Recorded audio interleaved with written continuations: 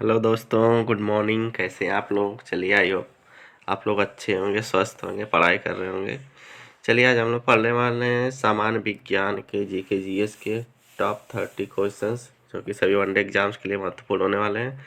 तो friend, video को last तक देखिए। तो यहाँ पे देखिए, पहला क्वेश्चन दिया है, दो तंत्रिका कोशिका के मध्य खाली स्थान को कहते हैं। चलिए बताइए, क्या कहते हैं? द्रुमिका, सिनेप्स, एक्सान की आवेग। तो यहाँ पे इसका करेक्ट आंसर हो जाएगा सिनेप्स। ऑप्शन नंबर 20 का करेक्ट आंसर सही है।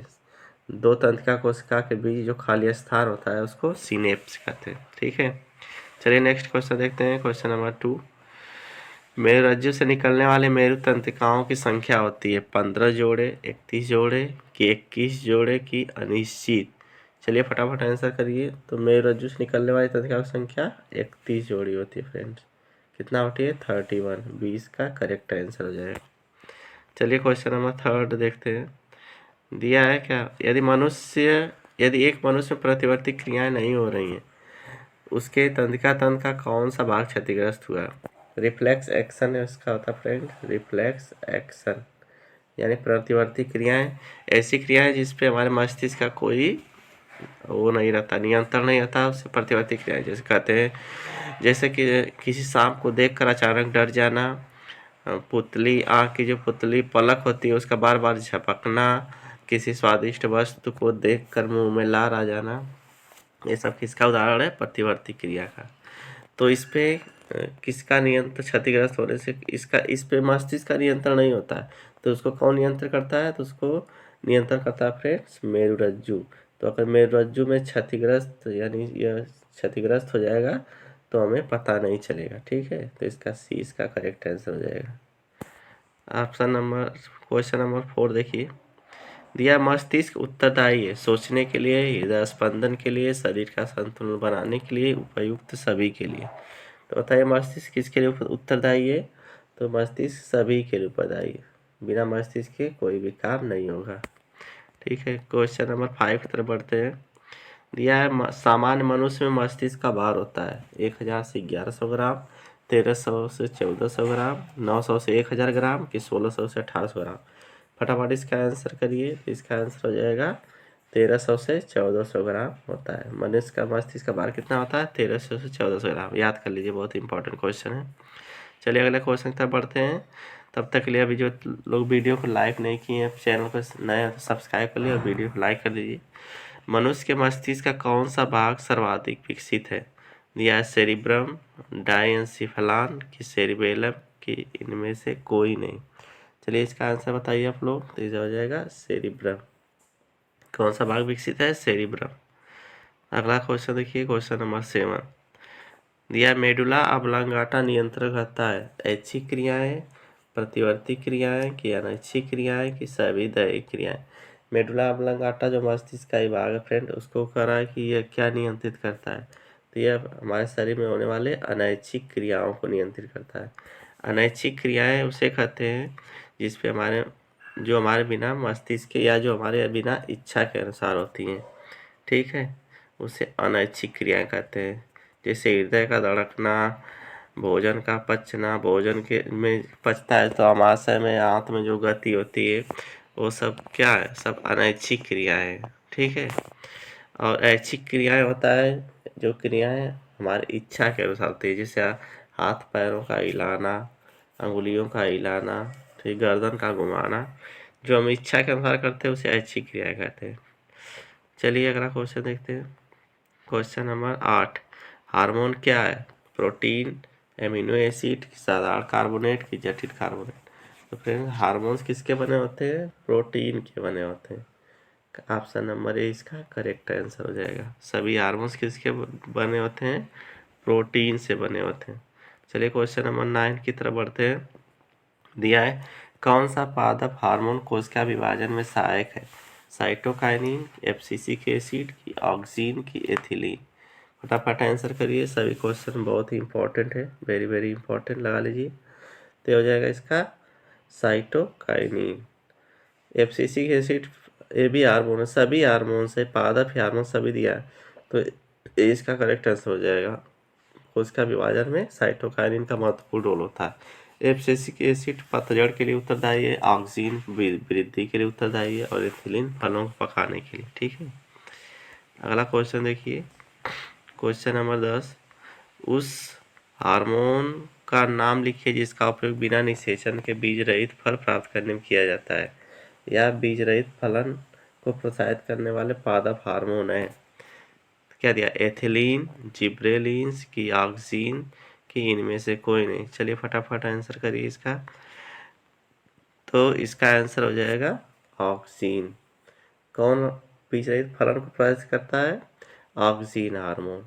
बीज रहित फलन मतलब फ्रेंड्स ऐसे फल जिसके अंदर बीज बहुत कम होते हैं या नहीं होते हैं। जैसे आप लोग पपीता वगैरह देखे होंगे, एक आध ठो पपीता होता है जिसके अंदर फाड़ेंगे उसको तो उसके अंदर बीज ही नहीं होता है, तो उसको बीज रहित फल कहते हैं। वह ऑक्सीन के प्रभाव से होता है। ठीक है, अगला क्वेश्चन देखिए, क्वेश्चन नंबर 11, यह पतझड़ से संबंधित हार्मोन होता है। चलिए यहाँ पे क्वेश्चन ये आ गया, ऑक्सीन है कि जिब्रेलिन है कि एब्सिसिक अम्ल है कि एथिलीन है। चलिए बताइए इसका क्या होगा। तो इसका हो जाएगा एब्सिसिक एसिड या एब्सिसिक अम्ल, पतझड़ से संबंधित हार्मोन है। ठीक है, क्वेश्चन नंबर 12 पे बढ़ते हैं। दिया है, निम्नलिखित में से कौन सा पादप हार्मोन है? फटाफट आंसर करिए आप लोग। इंसुलिन है कि एस्ट्रोजन है कि थायरॉक्सिन है कि साइटोकाइनिन है? पादप हार्मोन्स कौन सा है? इंसुलिन, एस्ट्रोजन, थायरॉक्सिन की साइटोकाइनिन? तो ये सभी पादप हार्मोन्स नहीं है, यही ऑप्शन नंबर डी साइटोकाइनिन है पादप हार्मोन। तो डी इसका करेक्ट आंसर हो जाएगा। चलिए क्वेश्चन नंबर 13 की तरफ देखते हैं। निम्नलिखित में कौन पादप हार्मोन है? फेरोमोन है कि जिब्रेलिन है कि इपैरिन है कि इंसुलिन है? क्या हो जाएगा? जिब्रेलिन है, और ये सभी नहीं है। बी इसका करेक्ट आंसर हो जाएगा। चलिए क्वेश्चन नंबर 14 की तरफ बढ़ते हैं। यह नर जननांगों से संबंधित ग्रंथि है, केवल नर में पाए जाने वाली ग्रंथि है। ऑप्शन यहाँ दिया है, नर जननांगों से संबंधित ग्रंथि है या इसी कहते हैं केवल नर में पाए जाने वाली ग्रंथि है। एपिडाइडमिस है या दिबरिक है कि प्रोस्टेट ग्रंथि है कि अग्नाशय है? फटाफट आंसर करिए इसका। तो इसका हो जाएगा प्रोस्टेट ग्रंथि। फ्रेंड्स केवल नर में पाई जाती है, मादा में नहीं पाई जाती है। चलिए क्वेश्चन नंबर 50 देखते हैं। दिया है, मादा लिंग हार्मोन कहलाता है एंड्रोजन, इंसुलिन, एस्ट्रोजन, इनमें से कोई नहीं। तो इसका फटाफट आंसर करिए। तो कहलाता है एस्ट्रोजन। ठीक है, सी इसका करेक्ट आंसर हो जाएगा। अगला क्वेश्चन देखते हैं, क्वेश्चन नंबर 16, ऑक्सीटोसिन का स्रावण कहाँ होता है? ऑक्सीटोसिन बहुत ही मोस्ट इम्पॉर्टेंट हार्मोन्स है। इसका स्रावण पूछ रहा है कहाँ होता है? थायराइड से, थाइमस से कि पिट्यूटरी से कि एड्रिनल से? बताइए किस ग्रंथि से होता है? तो यह पिट्यूटरी से होता है। सी इसका करेक्ट आंसर हो जाएगा। ऑक्सीटोसिन का स्रावण पिट्यूटरी से होता है। यह कि मोस्ट इम्पॉर्टेंट हार्मोन्स होता है। इसी की वजह से फलों और सब्जियों की बढ़ोतरी की जाती है, लगा के, सुई लगा के। सुनते होंगे आप लोग, लौकी वगैरह बढ़ा दिया जाता है। ठीक है, अगला देखिए, क्वेश्चन नंबर 70, किस हार्मोन की कमी से मधुमेह रोग हो जाता है? इंसुलिन, गैस्ट्रिन, रिलैक्सिन की एस्ट्रोजन? बताइए, मधुमेह रोग यानी शुगर डायबिटीज किसके द्वारा होता है?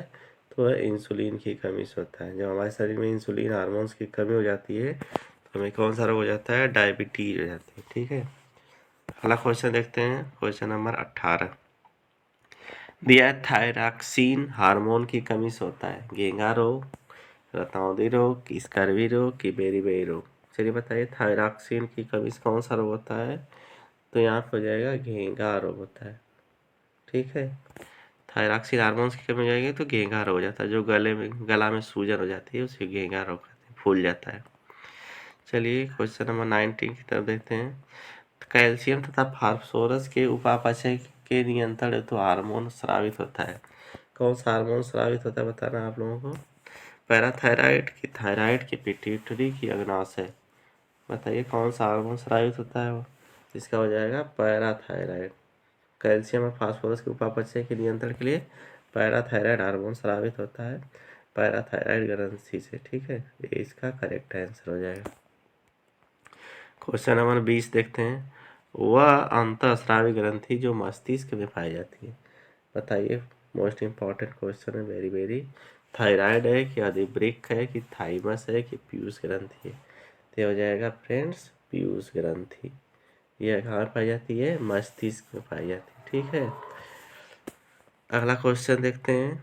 क्वेश्चन नंबर 21, मास्टर ग्रंथि है। मास्टर ग्रंथि किस ग्रंथि को कहते हैं पूछ रहा है, थायराइड को कि एड्रिनल को कि पीनियल काय को कि पीयूष को? तो इसको कहते हैं फ्रेंड्स पीयूष ग्रंथि को मास्टर ग्रंथि। पीयूष ग्रंथि या पिट्यूटरी ग्रंथि या मास्टर ग्रंथि, ये सब तीनों एक ही का नाम है, याद रखिएगा आप लोग। चलिए अगला क्वेश्चन की तरफ बढ़ते हैं। क्वेश्चन नंबर 22 देखिए दिया, दूरदृष्टि दोष के निवारण, दूरदृष्टि दोष के कारण प्रतिबिंब बनता है। कहाँ बनता है फ्रेंड्स? रेटिना पर कि रेटिना के पीछे कि रेटिना के आगे कि नेत्र लेंस पर? बताइए दूरदृष्टि दोष में क्या होता है? तो प्रतिबिंब कहाँ बनता है? रेटिना के पीछे बनता है, इसलिए हमें वस्तुएं स्पष्ट रूप से नहीं दिखाई देती है। ठीक है, चलिए क्वेश्चन नंबर 23 की तरफ बढ़ते हैं। अभिनेत्र लेंस की फोकस दूरी में परिवर्तन किया जाता है पुतली द्वारा, दृष्टिपटल द्वारा, पश्चमावी द्वारा कि परितारिका द्वारा? फटाफट करिए आंसर इसका आप लोग। ये हो जाएगा पश्चमावी द्वारा। ठीक है, सी इसका करेक्ट आंसर हो जाएगा। क्वेश्चन नंबर 24 की तरफ बढ़ते हैं।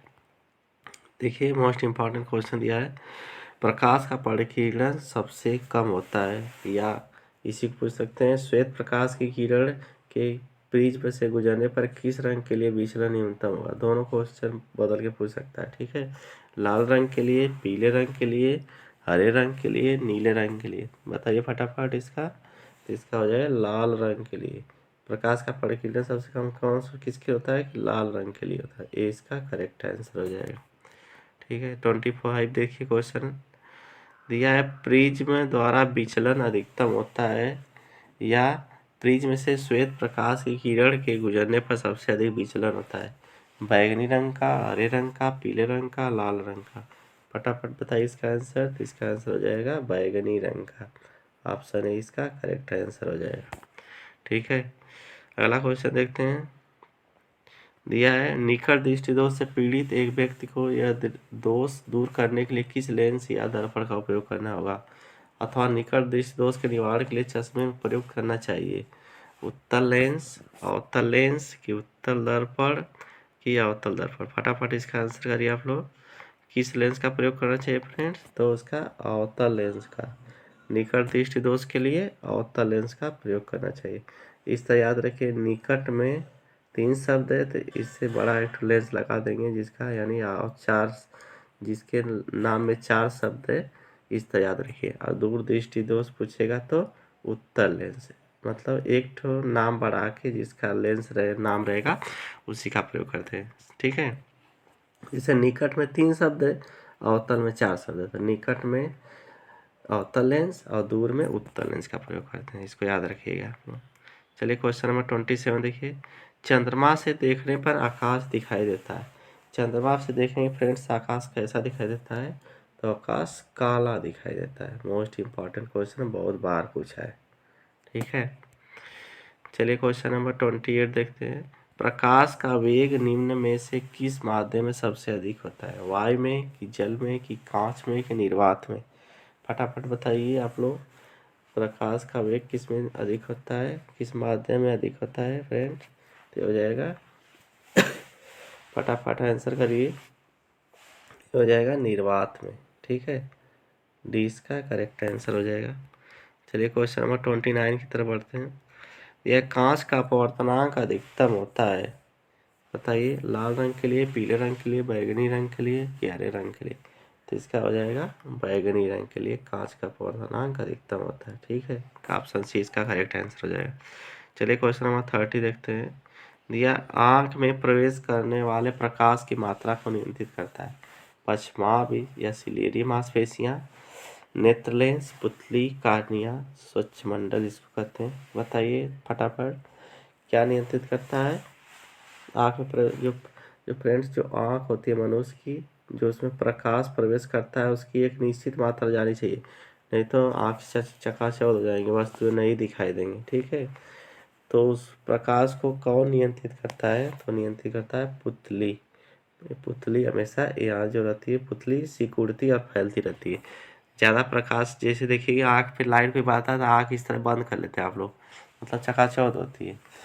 तो ज़्यादा प्रकाश में पुतली फैल जाती है और कम प्रकाश में सिकुड़ जाती है, यह इसका गुण होता है। ठीक है, चलिए अगला क्वेश्चन देखते हैं। क्वेश्चन नंबर 31 दिया है, एक व्यक्ति दूर स्थित वस्तुओं को स्पष्ट रूप से देखने में असमर्थ, उसके नेत्र में दोष होगा। बताइए कौन सा दोष होगा? दीर्घ दृष्टि दोष कि निकट दृष्टि दोष कि जरा दूर दृष्टिता कि इनमें से कोई नहीं। तो बताइए दूर स्थित वस्तुओं को स्पष्ट देखने में असमर्थ है, उसके नेत्र में कौन सा दोष होगा? तो होगा निकट दृष्टि दोष। कौन सा दोष होगा? निकट दृष्टि दोष। 20 का करेक्ट आंसर हो जाएगा।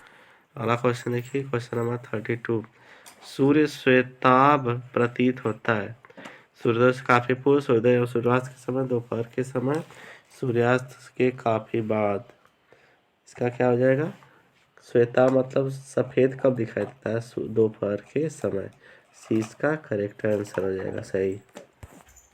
चलिए आज के लिए यहीं तक, और चैनल पर नए तो चैनल को सब्सक्राइब कर लीजिए और वीडियो को लाइक कर दीजिए और शेयर भी कर दीजिए। मिलते हैं नेक्स्ट वीडियो में, तब तक के लिए जय हिंद, वंदे मातरम।